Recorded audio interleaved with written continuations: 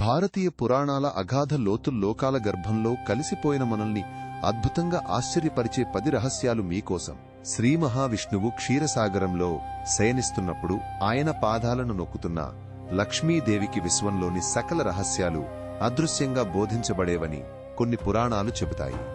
బ్రహ్మదేవుడు తన సృష్టిలో మొదట శబ్దంను సృష్టించాడని, ఆ ఓంకారం రూపంలో విశ్వానికి మూలధ్వనిగా మారిందని పురాణాలు చెబుతాయి. శివుని నెత్తిపై ఉండే అర్ధచంద్రుడు కేవలం శాంతానికి ప్రతీక కాదని, కాలచక్రానికి సృష్టి లయకు మూలమైన అష్టసిద్ధులకు అధిపతి అని కొన్ని తాంత్రిక ఆగమాలు వివరిస్తాయి. అగస్త్య మహర్షి దక్షిణ భారతదేశ ప్రజల దుఃఖాన్ని చూసి కార్చిన కన్నీటి బిందువుల నుండి పవిత్ర తామ్రపర్ణి నది ఉద్భవించిందని తక్కువ మందికి తెలుసు.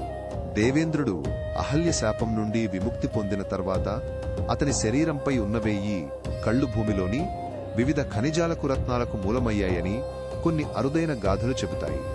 రామాయణంలో వానర సేన లంకకు వారధి నిర్మిస్తున్నప్పుడు సముద్ర గర్భంలో నివసించే సువర్ణ మకరాలు, బంగారు మొసళ్లు ఆ రాళ్లను మోయడానికి అదృశ్యంగా సహాయం చేశాయి.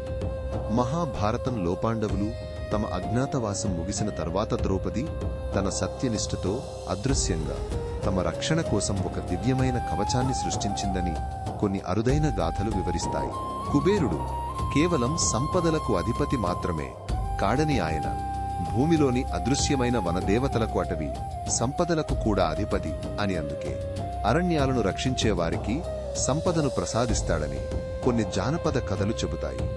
బ్రహ్మదేవుడు సృష్టిని ప్రారంభించే ముందుతనంలో నుండి ధర్మం అనే 2 అదృశ్య శక్తులను సృష్టించాడని, వాటి మధ్య నిరంతర సంఘర్షణే విశ్వం యొక్క మూలమని పురాణాలు చెబుతాయి.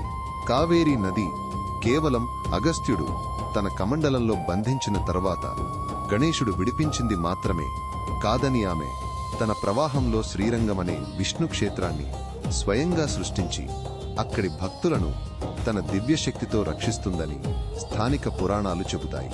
ఈ కథలలోతైన సముద్ర గర్భంలో దాగి ఉన్న అపురూప ముత్యాల వలెవాటిని వెలికితీసినప్పుడే వాటి అసలు కాంతి మనకు దర్శనమిస్తుంది. ఈ అపురూప జ్ఞానాన్ని మరింత లోతుగా తెలుసుకోవడానికి మా ఛానల్కి ఇప్పుడే సబ్స్క్రైబ్ చేయండి.